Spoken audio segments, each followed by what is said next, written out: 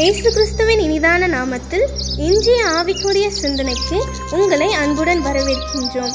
இப்போதும் ஒரு பாடலுக்கு பின்பு உங்கள் சிந்தையை தெளிவிக்கும் ஆவிக்குரிய செய்தியை கேட்கலாம். ஏசென்று பெயரிடுங்கள், ஏனெனில் பாவம் நீக்கி ரட்சிப்பவர் அவர். ஏசென்று பெயரிடுங்கள், ஏனெனில் பாவம் நீக்கி ரட்சிப்பவர் அவர். ஆண்டவரும் இரட்சகருமாக இயேசுவின் இனிதான நாமத்தினால் உங்களை வாழ்த்துகிறேன். இந்த நாள் நம்முடைய ஆவிக்குரிய சிந்தனைக்காக லூக்கா எழுதின சுவிசேஷம் 1 அதிகாரம் 31 வசனத்தை நான் வாசிக்கிறேன். இதோ நீ கர்ப்பவதியாகி ஒரு குமாரனை பெறுவாள், அவருக்கு இயேசு என்று பெயரிடுவாயாக. மரியாதை தேவதூதன் சந்திக்கிறார். திருமணம் ஆவதற்கு முன்பாக அவள் நிச்சயிக்கப்பட்டிருக்கிற அந்த காலகட்டம், யோசேப்பு என்கிற வாலிபனுக்கு நிச்சயிக்கப்பட்டிருக்கும் பொழுது தேவதூதன் சந்தித்து சொன்ன வார்த்தை தான் இது. நீ கர்ப்பவதியாகி ஒரு குமாரனை பெறுவாள், அவருக்கு இயேசு என்று பெயரிடுவாயாக. அதே மத்திய எழுதின சுவிசேஷம் 1 அதிகாரம் 21 வசனத்தில் நிச்சயிக்கப்பட்ட புருஷனாகிய யோசேப்பிடம் தேவதூதன் பேசுகிறார். இயேசு என்று பெயரிடுவாயாக. இயேசு என்று பெயரிடுவாயாக. 2 பேரிடமே அந்த குழந்தை பிறப்பதற்கு முன்பாகவே இந்த பெயரை கொடுக்க வேண்டும் என்று சொல்லி தேவதூதனால் வெளிப்படுத்தப்பட்டு விட்டது. ஏனெனில் அவர் தமது ஜனங்களின் பாவங்களை நீக்கி அவர்களை ரட்சிப்பார். பாருங்கள் எவ்வளவு அழகாக சொல்லப்பட்டிருக்கிறது. இன்னைக்கு பாவங்களில் இருந்து விடுதலை பெற அல்லது பரிகாரம் உண்டான்னு சொல்லி மனுக்குள்ள இன்னைக்கு தேடி ஓடிக்கொண்டிருக்கிறது. நிம்மதி இல்லாமல் எங்கு போனால் நிம்மதி கிடைக்கும்? எந்த புனித ஸ்தலங்கள் போனால், எந்த இடங்களுக்கு போனால், எதை செய்தால் நிம்மதி கிடைக்கும்? எல்லாம் இருக்கிறது, ஆனால் எனக்கு சமாதானம் இல்லை. எல்லாம் இருக்கிறது, எனக்கு நிம்மதி இல்லை. எல்லாம் இருக்கிறது, எனக்கு தூக்கம் வருவதில்லை. இன்னைக்கு நிறைய பேருடைய புலம்பல்கள் இப்படித்தான் ஆகிவிட்டது. மனதில் ஏதோ ஒரு வெறுமை, ஏதோ ஒன்று. முந்திலாம் நல்லா இருந்து மனசு நல்லா இருக்கும், சந்தோஷமா இருப்பேன். இப்ப என்னால் இருக்கவே முடியவில்லை. எல்லாமே எனக்கு இல்லைன்னு சொல்வதற்கு எதுவுமே இல்லை. ஆனால் அப்படி புலம்புகிற கூட்டம் தான் அதிகம். ஆனால் இயேசு என்ன பண்ணுகிறாராம்? பாவங்களை நீக்குவார். அதோடு மட்டுமல்ல, அவர்களை ரட்சிப்பார் சொல்லப்பட்டிருக்கிறது. ரட்சிப்பார் என்றால் அவர்களை காத்துக்கொள்வார், காப்பாற்றுவார், ஆக்கினைக்கு உட்படுத்தாதபடி காத்துக்கொள்வார். ஏன்? பாவம் செய்கிற ஒரு மனிதனுடைய முடிவு மரணம் என்று வேதம் சொல்லுகிறது. அது எப்படிப்பட்ட ஒரு மரணம்?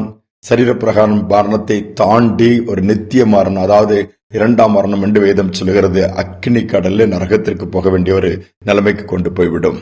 இயேசு பாவங்களை நீக்கும் பொழுது, மன்னிக்கும் பொழுது அவர்களை அதன் மூலம் அவர்களை தண்டனைக்கு தப்புவித்து விடுகிறார். பாவத்திற்கு தண்டனை உண்டு, ஆனால் அது மன்னிக்கப்படும் பொழுது தண்டனைக்கு தப்பித்துக் கொள்ள முடியும். இயேசுவானவர் அதை தான் செய்தார். யோசித்து பாருங்கள், எவ்வளவு பெரிய தியாகத்தை அவர் பண்ணியிருக்கார். இதிலும் அவருடைய அன்பை நாம் பார்க்க முடியும். ஒரு ஜட்ஜ், அவருக்கு ஒரு நல்ல ஒரு சிறு குழந்தை, அவன் வாலிபனாக வளர்கிறான். ஒரு தவறை செய்து விடுகிறான். கடைசியில குற்றம் சாட்டப்பட்டு கூண்டிலே நிறுத்தியிருக்கிறான். அங்கு அந்த கோர்ட்டிலே தகப்பன் தான் நீதிபதியாக இருக்கிறார். பார்க்கிறார் தன்னுடைய மகன். சட்டப்படி குற்றம் நிரூபிக்கப்பட்டு விட்டது, இவர் அதற்கு தீர்ப்பு சொல்ல வேண்டும். தீர்ப்பை சொல்லுகிறார். அந்த தண்டனை, அதற்கேற்ற அந்த குற்றத்திற்கேற்ற தண்டனையை மகன் என்று கூட பார்க்கவில்லை. அதை கொடுத்துதான் நியாயமாய் நீதியை செய்கிறார். தண்டனையை அங்கு அறிவிக்கிறார். குறிப்பிட்ட ஒரு பெரிய தொகை அதற்கு செலுத்தப்பட வேண்டும். செலுத்தினால் அவனுக்கு விடுதலை, இல்லாவிட்டால் சிறையிருப்புக்குள் கடந்து போக வேண்டும். இவன் தகப்பன் ஏதாவது மன்னித்து விட்டுவான்னு நினைக்கிறான். ஒன்றும் நடக்கவில்லை. தகப்பன் உடனே தண்டனை அறிவிக்கப்பட்டு இவனை பிடித்துட்டு போய் அங்கு வைக்கிறார்கள். தகப்பன் தன்னுடைய இருக்கை விட்டு வெளியே வர, கோர்ட்டை விட்டு வெளியே வருகிறார். தன் அறைக்கு போய் கோர்ட்டில் போடக்கூடிய ட்ரெஸ்ஸை மாற்றிவிட்டு மகன் வைக்கப்பட்ட இடத்துக்கு போய் ஒரு பெரிய தொகையை தகப்பன் செலுத்துகிறார். தகப்பன் செலுத்தின உடனே அவன் செய்த தவறுக்கான தண்டனை நீக்கப்படுகிறது. பணம் செலுத்தப்பட்டதினால் அந்த தண்டனை அவன் அனுபவிக்க வேண்டிய அவசியமில்லை. அவன் விடுதலை ஆக்கப்படுகிறான்.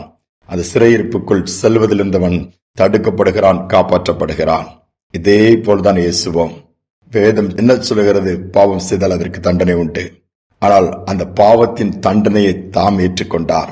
ஆக்கினை தாம் ஏற்றுக்கொண்டு நீங்களும் நானும் மறுமையிலே தேவனோடு வாழக்கூடிய பாக்கியத்தை வைத்திருக்கிறார். எப்பொழுது? இயேசு கல்வாரி சிலுவையிலே நமக்காக சிந்தின ரத்தத்தினால் கழுவப்படும் பொழுது நம்முடைய பாவங்கள் நீக்கப்படுகிறது. பாவங்கள் நீக்கப்படும் பொழுது அவரோடு கூட பரலோக வாழ்க்கை பெற்றுக்கொள்ள முடிகிறது. ஆக்கினைக்கு, நரகத்திற்கு நாம் தப்பிக்கப்படுகிறோம். அதுதான் தேவன் நம்மை ரட்சிக்கிற காரியம். யோசித்து பாருங்கள், எவ்வளவு பெரிய மென்மையான காரியங்களை ஆண்டவர் செய்திருக்கிறார். இயேசு என்றால் தமது ஜனங்களின் பாவங்களை நீக்குகிறவர். அதோடு மட்டுமல்ல, நித்திய அழிவாகிய நரகத்திற்கு தப்புவிக்கிறவர். அந்த இயேசு இந்த நாட்களிலே நமக்காக வந்ததை நினைவு கூறுவோம். அந்த மேன்மையை நாம் மறந்து விடாதபடி அந்த அன்பிற்கு ஈடாய் நம்மை கொடுப்போம், அவருடைய கரத்தில் நம்மை அர்ப்பணிப்போம். நிச்சயமாக அதனுடைய மேன்மை பெற்றுக் கொள்ள முடியும். சோர்ந்து போயிருக்கலாம், எனக்கு இதுக்கு வழியே தெரியல, என் பிள்ளைகள் வாழ்க்கை பாதிக்கப்பட்டிருக்குது, என் குடும்பம் எப்படி இருக்குன்னா, ஒருவேளை முற்பிதாக்கள் செய்த பாவங்கள், மன்னிக்கப்படாத பாவங்கள், சாபங்கள் இருக்குமானால், இயேசுவே நீர் பாவங்களை நீக்குகிறவர் அல்லவா, ரட்சிக்கிறவர் அல்லவா, தண்டனைக்கு தப்புவிக்கிறவர் அல்லவா, இதனால்தான் இந்த பாடு, இதனால்தான் சொல்லி புலம்புவதை விட்டுவிட்டு ஆண்டவர்கிட்ட போய் சமூகத்தில் அறிக்கையிடும் பொழுது அதை மாற்றி போடுவார். சமாதானமும் சந்தோஷமும் நிறைவாய் நமக்குள் உண்டாகும். தொடர்ந்து அப்படி நாம் மகிமைக்காக ஓட முடியும். ஜெபிப்போம். அன்பின் தகப்பனே, எங்கள் பாவங்களை நீக்குகிறவர் அப்பா, எங்களை ரட்சிக்கிறவர் இயேசு என்கிற நாமத்தில் அத்தனை வல்லமை இருக்கிறது. இயேசுவேன்னு சொல்லி யாரெல்லாம் கூப்பிடுகிறார்களோ, என்னுடைய முற்பிதாக்கள் செய்த பாவம், தெரிந்தோ தெரியாமலோ செய்த காரியங்கள் எல்லாவற்றையும் எங்களை விட்டு எடுத்து போட்டு இந்த நாளிலும் எங்கள் நினைவு கூறுங்கன்னு சொல்லி நாங்கள் ஜெபிக்கிறோம் அப்பா. ஒவ்வொருடைய விண்ணப்பத்திற்கும் பதில் வரட்டும். மனதில் சமாதானம் இல்லாத பிள்ளைகள் சமாதானத்தை பெற்றுக் கொள்ளட்டும். சந்தோஷம் இல்லாத பிள்ளைகள் நிறைவான சந்தோஷத்தை நாட்களை அனுபவிக்கட்டும். உம்மை விட்டு தூரம் போன பிள்ளைகள் மீண்டும் பக்கம் வரட்டும் அப்பா. பெரிய அழிவு நின்று தப்புவிக்கும்படியாய், நித்திய ஆக்கினிலிருந்து நாங்கள் விடுவிக்கும்படியாய், நீர் தியாகமாய் கரையமாய் உண்மையை கொடுத்திருக்கிறீர். அந்த மேன்மை நினைத்து இன்னும் நாங்கள் அதிகமாக நேசிக்கிறோம், தாழ்த்தி ஒப்புக் கொடுக்கிறோம். துதிகனமை ஏற்றுக்கொள்ளும் இயேசுவின் நாமத்தில் பிதாவே, ஆமேன் ஆமேன். இயேசு என்றாலே ரட்சகர். ரட்சகர் என்று சொன்னால் என்ன? பாவங்களை நீக்கி நம்மை ரட்சிக்கிறார், பாதுகாக்கிறார், காப்பாற்றுகிறார், அழிவுக்கு தப்பிக்கப்பட்டு அவரோடு வாழ்கிற வாழ்க்கையின் பாக்கியத்தை கொடுக்கிறார். அப்படியே நம் ஒவ்வொருவருக்கும் செய்வாராக. இந்த சிந்தனையோடு இந்த நாளை தொடருவோம். மீண்டும் நாளை தினம் சந்திப்போம்.